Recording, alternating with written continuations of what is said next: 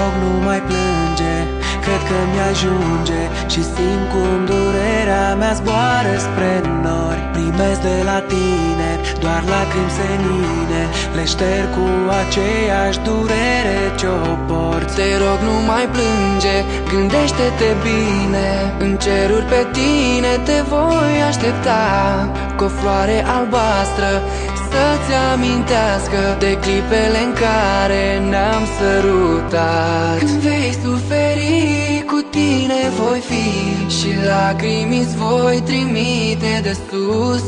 Ești tot ce-am iubit și ce voi iubi, alături de îngeri de acum. Nu am nimic în afară de tine, ești tot ce în urmă eu mai pot lăsa.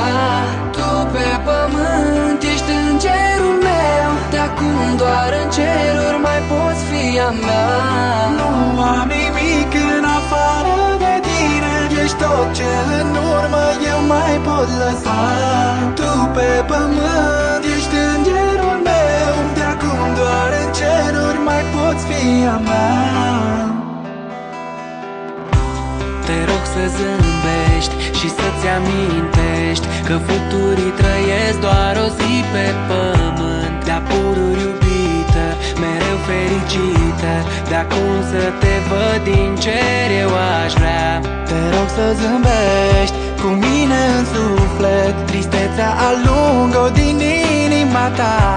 Trăim în iubire, plecăm în lumină, să fim printre stele împreună aș vrea. Când vei suferi, cu tine voi fi și lacrimi îți voi trimite de sus.